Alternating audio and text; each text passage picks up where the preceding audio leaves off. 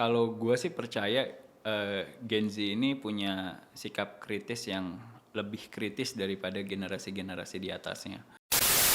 Kalau gue sih selalu menitipkan bahwa kita harus punya pola berpikir untuk memikirkan keadilan lintas generasi. Karena apapun yang kita terima, baik itu positif atau negatif hari ini, itu adalah buah pengorbanan dari generasi sebelumnya.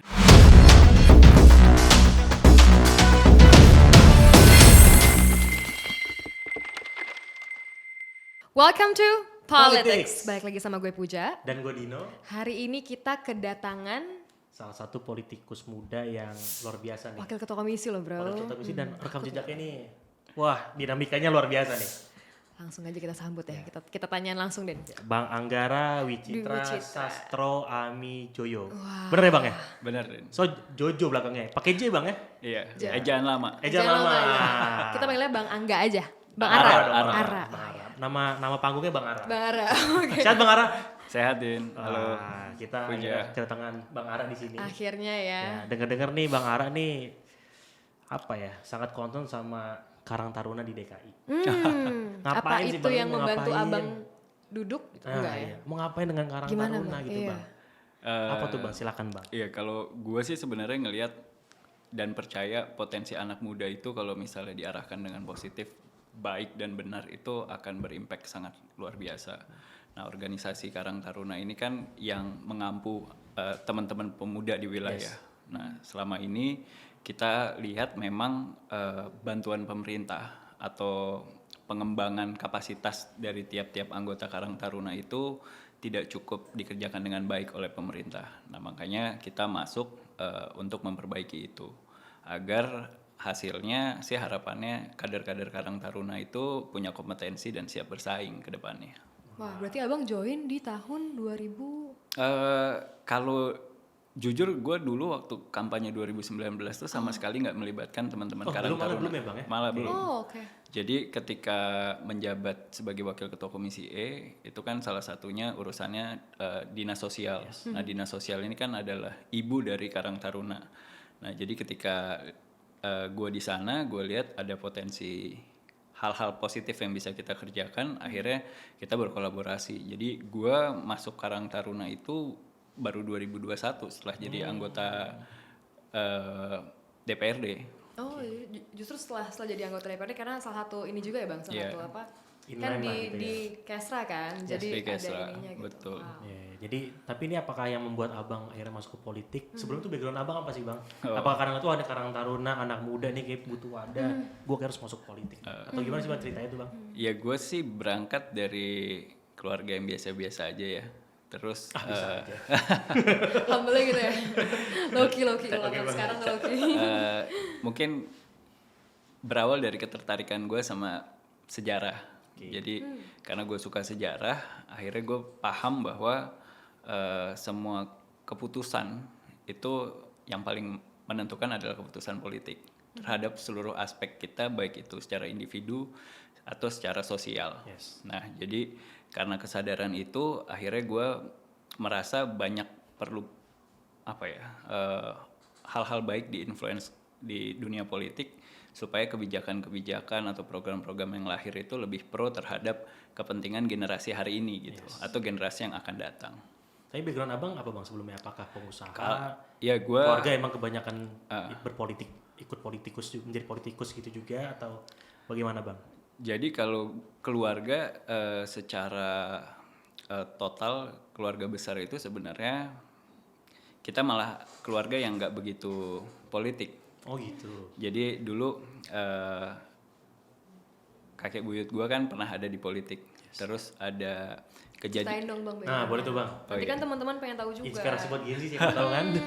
Ya jadi kakek buyut gue dulu pernah jadi Perdana Menteri 2 kali, Pak Ali Sastro Ami Joyo. Nah tapi di karir akhir politiknya itu karena beliau cukup dikenal dekat sama Bung Karno, jadi sempat kena tahanan politik. Nah jadi proses itu yang membuat keluarga besar gue di generasi nyokap, bude gitu, itu sangat tidak tertarik untuk terjun ke politik praktis, bahkan sekedar jadi PNS saja mereka malas. Oh karena itu ya? Iya, karena mungkin pengalaman itu kan. Iya. Nah tapi kita sebenarnya tetap masih sering ngobrolin hal-hal politik karena di meja makan kan pasti ngobrolin itu. Nah jadi dan gue melihat ada kebutuhan tadi tuh, akhirnya gue mengambil jalan untuk terjun ke politik yang sebenarnya sebelumnya gue adalah pengusaha juga, dan juga background secara keilmuan sih sebenarnya jauh dari politik ya, advertising.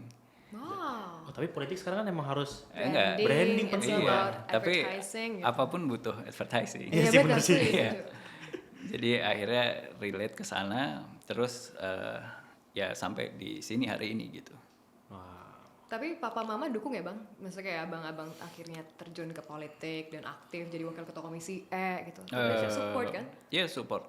Karena waktu di awal memutuskan untuk terjun itu ya udah dikasih pandangan bahwa dunia politik itu bukan dunia mudah, bukan dunia yang harus punya hati yang kuat dan pendirian yang kuat untuk tetap bertahan di sana.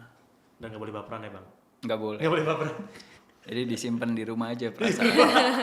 Oh jadi hatinya disimpan di rumah aja, jangan Kalau udah dibawa. kerja Gitu. nggak boleh sambil baperan. Nggak usah Karena baper hatinya ya. disimpan. Sekarang dibawa bang, hati dibawa. Apa? Bang. Karena kesini dibawa dong. Alhamdulillah. Iya. Tapi menarik nih, maksudnya ya kita kadang ngobrol juga bang. Ya ada sih beberapa yang mau concern ke Karang Taruna. Emang kalau di sekarang di DKI itu wadah-wadah kepemudaan itu kenapa bang? Maksudnya apakah belum cukup gitu kan sehingga anak-anak muda ini tetap harus ke Karang Taruna?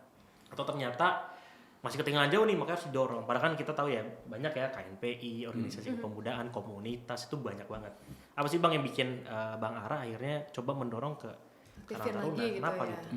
Ya kalau sederhananya sih sebenarnya karena Karang Taruna itu organisasi plat merah yang memang membidangi urusan kepemudaan kan. Oke, plat Walaupun gue paham sebenarnya anak muda ini kan nggak sangat banyak kotak-kotaknya. Ada yang komunitas hobi, ada yang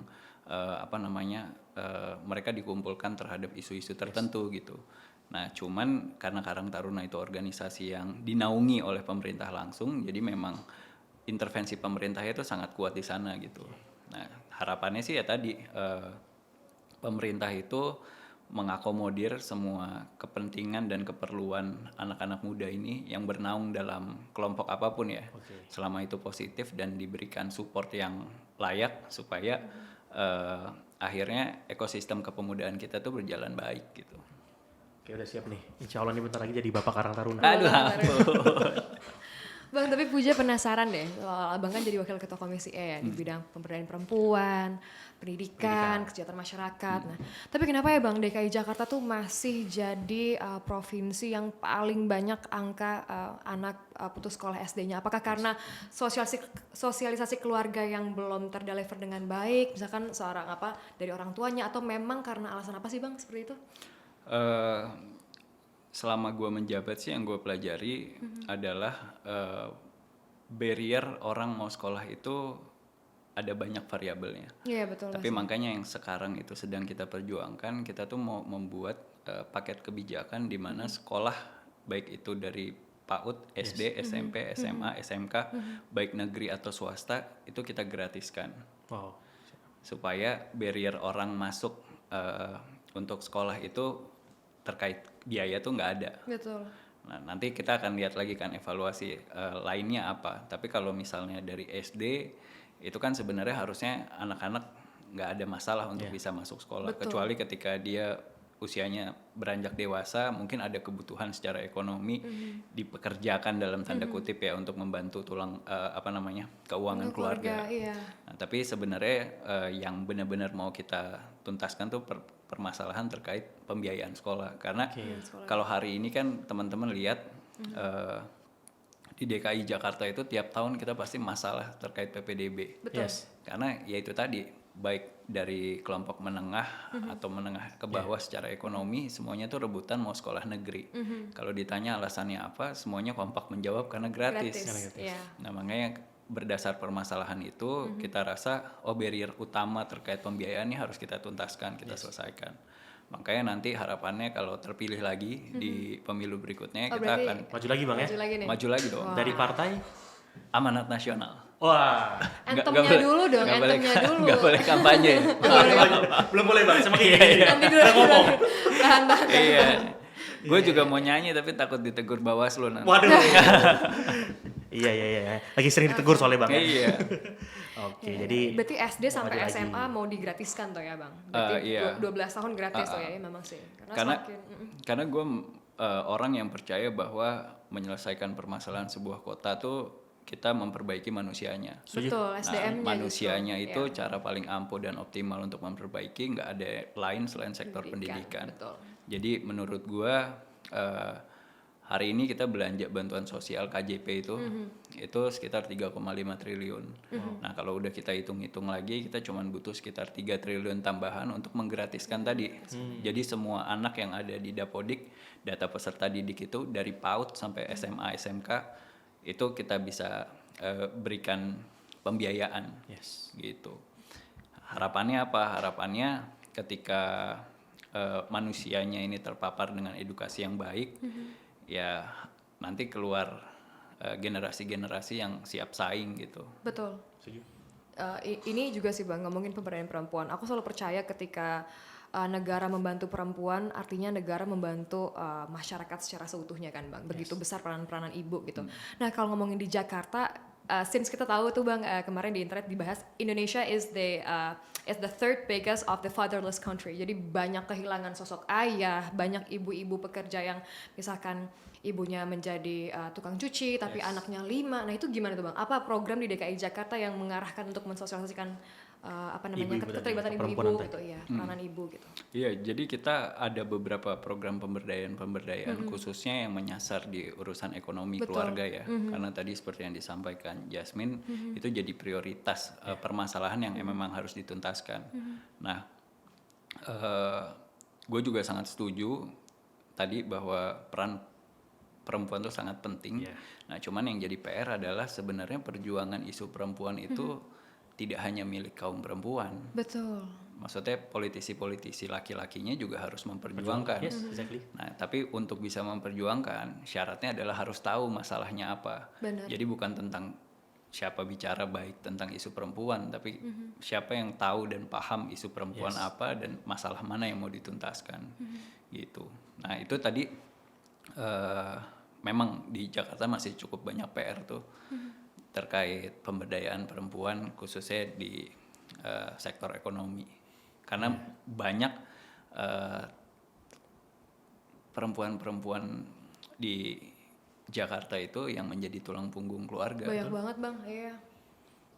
Jadi ini menarik juga nih, artinya komisi yang terkait sama Bang Ara nih harus jadi concern juga Bang ya. Kayak Tapi banyak tuh kayak banyak banget. masyarakat pendidikan perempuan tuh yang benar-benar Iya. Itu core-nya fundamental banget tuh. semua ya. Iya, jadi kayak Pusing juga. kayak jadi Bang Ara kayak pusing juga ya. Kayak setelah itu sebenarnya komisi E di DPRD DKI Jakarta itu komisi masalah namanya. Masalah, iya pasti Iya, iya, lah iya. bang, iya. Fundamental. Iya, kita belum bicara masalah kesehatan. Iya. Kita belum bicara tentang sistem bantuan sosial kita yang tidak tepat sasaran. Siap, betul. Jadi banyak banget masalahnya. Komisi masalah nih. Kalau boleh nanya nih Bang, ini menarik nih. Apa sih Bang masalah yang kadang unik-unik gitu yang kita nggak pernah dengar ya? Ternyata oh di komisi Abang nih ada aja nih case yang kayak ya misalkan banyak nih yang nikah di bawah umur gitu. Misalkan ya Bang, atau ternyata banyak yang karena masalah keluarga atau ibunya gitu kan, atau pendidikan yang kurang, oh ternyata ada masalah mental health. Jadi ujungnya adalah mereka suka tawuran gitu kan, mereka suka ya mungkin narkoba gitu kan. Apa sih Bang case-case yang unik-unik gitu Bang ketika Abang turun langsung ke masyarakat? Kau boleh tahu nih Bang? Oke. Ini gue kan SMA di SMA negeri ya. Ya. Ini gue cerita juga. Boleh Bang, Ya, kita denger Bang. kita dulu namanya anak muda ada nakalnya kan ya. Oh saya sih enggak Bang. Oh enggak ya. Oh gitu ya. Kayak Abang doang deh. Gak relate. Cuman jadi gue sendirian dong. Ya kenakalannya misalnya ikut tawuran gitu kan. Nah dulu tuh anak negeri sampai hari ini kalau kita lihat berita banyak pelaku-pelaku tawuran itu datang dari anak-anak SMK atau dulu STM dikenalnya. Nah ini salah satu hal yang sedang kita benahi karena sebenarnya pendidikan vokasi itu kan jadi batu loncatan untuk masyarakat yang mereka berharap sekolahnya nggak usah terlalu lama tapi bisa langsung loncat ke dunia kerja. Nah cuman kalau dari ketahuan deh umur gue. Aduh. 15 tahun lalu gue lulus SMA gitu sampai hari ini. Seumuran. Kepala 3 lah. Auranya gengsi lah, Iya. auranya gengsi. Sampai hari ini tuh permasalahan itu nggak tuntas. Iya. Karena menurut gua anak-anak SMK atau STM ini nggak punya sosok senior yang berhasil yang bisa diikutin. Kalau kita lihat mentoring kayak di sekolah-sekolah Katolik kayak di Kanisius, Pangudi Luhur, itu kan berjalan sangat amat baik. Mengakar, Karena menurut gua lumrah kalau junior itu pasti nggak mau kalah dari seniornya. Nah, cuman ini kita harus arahkan ke keberhasilan. Jadi kalau misalnya gue selalu bilang sama kepala dinas pendidikan, gue titip kita nih jangan bangga kalau serapan-serapan SMK kita itu terserapnya di Cikarang, di Bekasi. Kita harus lihat ada pasar dunia. Jepang tuh lagi butuh besar-besaran tenaga produktif. Korea Selatan pun begitu. Iya. Bahkan kalau perlu jurusan-jurusan SMK negeri kita itu diarahkan untuk menjawab tantangan mereka. Betul. Karena Jepang itu kan lagi butuh caregiver. Ya. Nah, bayangin di Jakarta dari 74 SMK negeri itu cuma ada satu yang jurusannya caregiver. Padahal peluangnya gede Nah, banget. padahal bayangin kalau misalnya anak-anak SMK kita nih dibuka seluas-luasnya, mereka bisa ke Dubai urusan pariwisata. Iya. Mereka bisa ke Jepang kerja di pabrik-pabrik top. Karena ketika mereka dapat upah yang lebih baik di sana, kita cuma tinggal perlu dampingi masalah literasi keuangan. Kita nggak bantu satu orang, kita Iya. bantu satu keluarga. Betul. Adik-adiknya dia itu bisa punya kesempatan lebih baik secara akses pendidikan nantinya. Jadi harapannya itu. Nah, cuman kita jarang nih menceritakan keberhasilan-keberhasilan di sektor itu. Makanya kalau kenal Yunus kan, Ya. Katak gitu kan, Iya. itu kan ceritanya tentang Katak apa? Katak Bizar, apa? Bizar. bizar. Itu kan ceritanya, Tawuran-tawuran. iya, ceritanya tentang keberhasilan tawuran. Ini yang harus kita rubah. Cerita keberhasilan tentang, oh ada nih senior gue kerja di Jepang, penghasilannya segini, dia ngapain gitu. Nah itu juga jadi PR kita yang harus kita seriusi tanganinya gitu. Jadi antara anak-anak yang memang SMK dan lulus vokasi misalnya yang siap kerja memang harus ada integrasi dengan industri-industri itu ya Bang, harus dibuka Iya, tuh linknya. dan kalau gua sih ngelihat sebenarnya kita sayang kalau misalnya DKI Jakarta itu menyasarnya pasar lokal juga. Kita Betul. rebutan sama daerah lain. Iya. Lebih baik kita kirim mereka ke Korea Selatan, kirim mereka ke Jepang, kirim mereka ke Jerman, kirim mereka ke negara-negara yang memang sangat membutuhkan tenaga kerja saat ini gitu. Karena jangan sampai nanti akhirnya kesempatan ini hilang atau dimakan sama negara-negara lain. Akhirnya nanti Vietnam lagi, Filipina lagi gitu yang ngambil ini. Padahal kan kita sama-sama sepakat kita selalu bicara generasi emas Indonesia Demografi, 2045. Nah, kebijakan hari ini itu menentukan arah kita ke sana karena kita nggak punya ruang gerak salah lagi nih. Karena kalau kebijakannya salah ntar berantakan, kita nggak akan dapat buah manis di 2045. Ya, karena kalau ditanya kecemasan anak muda sekarang kan Din, kecemasan lo apa? Unemployment, gue nggak tahu kak, nih aku Kerjaan lulusan ya. sastra Jepang, tapi aku kemana ya kak? Aku lulusan apa gitu? Jadi cemasnya takut karena nggak ada lapangan kerja yang siap menerima saya gitu. Jadi mungkin harus dibangun tuh integrasi gitu-gitu juga, bener Bang.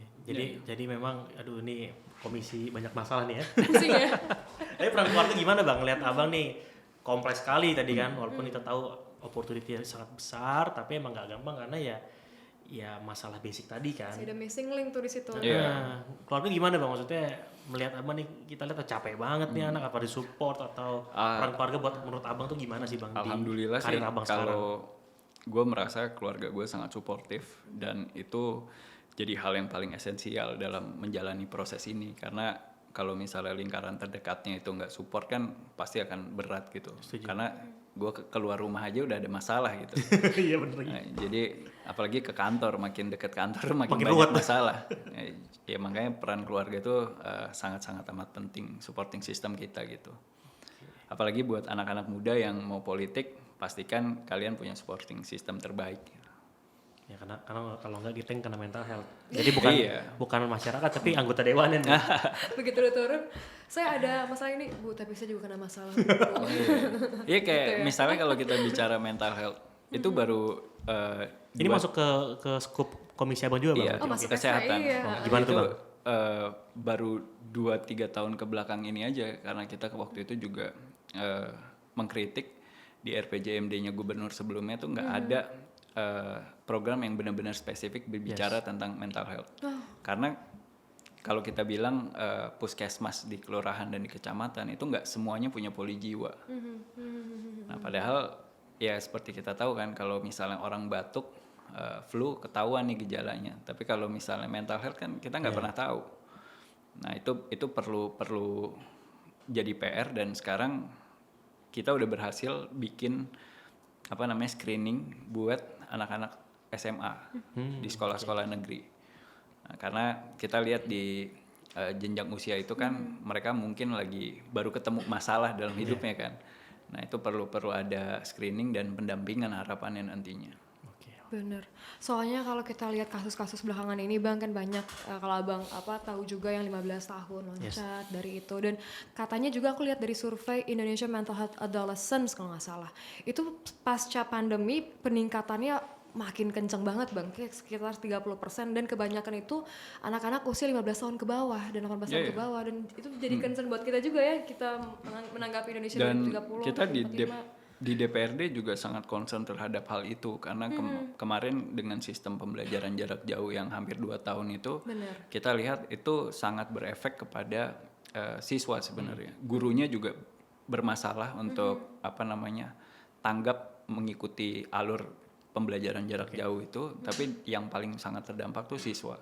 Karena kita nggak pernah tahu kan masalah di rumahnya seperti apa. Betul. Maksudnya mereka bisa online tiap hari aja tuh udah bagus, tapi kita nggak tahu pengorbanan dia untuk itu seperti apa. Dan kontrol kita jelas sangat susah. Kalau misalnya di kelas kelihatan nih, ini anak nggak lagi ada masalah atau apa. Tapi kalau ini kan nggak kelihatan. Bahkan bisa cuman pakai foto aja, pura-pura merhatiin gitu kan, gitu. Padahal lagi merhatiin tiba-tiba lagi nyilet-nyilet. Ngeri juga kan. Tapi bang ini menarik misalkan tadi abang bilang juga di awal ya. Ini kompleks banget dan gue kayak bakal maju lagi DPRD. Akan komisi yang sama bang? Kalau dengan yang kompleks ini apakah kayak 5 tahun nih satu periode belum bisa selesai nih kan mau tetap sama atau akhirnya gimana bang? Atau tergantung kalau gue sih akan terus berjuang baik itu di internal nanti kalau terpilih lagi untuk tetap ada di komisi ini. Karena gue merasa ya tadi komisi ini yang paling menghadapi banyak masalah, tapi ketika kita menyelesaikan masalah, impactnya tuh langsung sangat terasa gitu. Jadi tetap di sini ya, menarik nih. Ya mudah-mudahan terpilih lagi. Amin, yang terbaik bang. Nah ini juga menarik nih. Abang suka banget nyari komisi itu yang banyak masalah. Orang kan banyak pengennya yang simpel gitu ya Puja ya. Apa sih bang yang bikin Bang Ara nih prinsip abang tuh bikin abang jadi kuat dan siapa sih bang figur yang akhirnya bikin Bang Ara ini jadi kayak gini yang menginspirasi abang? Boleh ceritain bang? Kalau belajar kekuatan, gue sih jujur belajar dari sosok ibu gue ya. Karena ibu gue tuh membesarkan, gue kan 3 bersaudara, laki-laki semua. Itu seorang diri cukup lama. Jadi gue belajar kata kuat itu dari ibu. Tapi ketika di politik ada banyak mentor-mentor yang menurut gue jadi sangat menginfluence gue gitu. Siapa-siapa aja deh bang kalau boleh tahu nih bang? Spill dikit dong bang. Gue suka ketegasan dan kekuatan Bung Karno dalam memberikan pengaruh terhadap orang-orang. Gue suka Pak Erick Thohir ketika beliau tuh menurut gue sosok yang generasinya nggak jauh dari gue, tapi bisa sangat menginfluence dengan melakukan tugas dengan baik, deliver dengan baik apapun yang diberikan gitu. Dan ada siapa lagi ya? Pak Prabowo juga gue suka. Maksudnya kelihatan rasa kenegarawanannya gitu. Menarik. Jadi itu figur-figur yang akhirnya bikin Bang Ara jadi seperti ini. Iya. Iya. Luar biasa banget nih. Kalau boleh tahu nih bang, nanti penasaran juga sih. Abang kan hitungannya masih baru juga nih bang di politik. Endgame-nya mau kemana sih bang? Apakah akan terus jadi anggota DPRD atau mungkin next mau nih bikin partai atau mungkin maju presiden juga, maju wakil presiden yang anak-anak muda kan kita nggak ada yang tahu. Endgame-nya kemana bang? Kalau boleh tahu? Kalau gua sih merencanakan mungkin 2 periode lagi ya di DPRD ya. Maksudnya 2024, 2029, 2029 ke depan masih di DPRD karena gue merasa banyak permasalahan yang belum tuntas. Nggak akan juga sih bisa menuntaskan semua masalah, tapi permasalahan yang gue sudah kawal dari awal itu perlu gue tuntaskan. Oke. Nah kemudian setelah itu mungkin melihat kalau ada kesempatan untuk maju kepala daerah bukan di Jakarta. Oke. Gue mungkin akan ngambil kesempatan itu. Kan gue keluarga dari Magelang, mungkin gue melihat kalau ada kesempatan dan potensi yang bisa dikembangkan di daerah itu, mungkin gue akan ke sana. Ya setelah itu kita belum tahu ya. Maju presiden mungkin. Waduh, Kan udah ada pengalaman kepala daerah. Iya, makanya udah ada pengalaman. tapi kan gue bukan, nggak jadi deh. Jadi aku Aman ya, aman ya. Bang, kalau misalkan mau flashback sedikit, kan abang dulunya di PSI 2017, ya kan? 2017, terus sekarang pindah ke PAN itu 2021. 2023 ke PAN. 2023, oh ya baru ya bang? Baru. Anak baru saya di Anak PAN. baru. Dipelonco dulu. Boleh dikasih sedikit a little bit of background gak bang? Kayak apa yang dirasain di kedua ini, bedanya apanya? Kayak secara objektif aja. Ya kalau di PSI sih gue belajar tentang bagaimana membesarkan organisasi yang tadinya dan diisi anak-anak muda waktu itu ya, diisi anak-anak muda. Kita bukan siapa-siapa, banyak dari kita bukan siapa-siapa. Waktu itu tuh gue bersyukur banget punya kesempatan ngembangin PSI dari nol. Maksudnya kita nggak punya jaringan, kita ikut pemilu pertama, alhamdulillah punya kursi gitu. Dan itu benar-benar kerja sama tim waktu itu. Nah itu pengalaman yang sangat luar biasa dan berharga buat gue. Nah kemudian kalau di PAN ini gue lihat secara sistem kepartaian yang ada di Indonesia, PAN ini salah satu yang sangat terbuka. Jadi sebenarnya siapapun bisa bermimpi jadi apapun di sana kalau gue lihat. Nah, budaya artis tuh bisa masuk kok. Benar. Bisa masuk kan bang, Dino? Saya artis kok. mau masuk mau masuk Din, gue bawa form. Waduh, langsung lo kan pasti. Enggak, ya jadi itu sih. Dan apa namanya, ya gue nggak akan bicara tentang jelek dan ininya ya. Betul.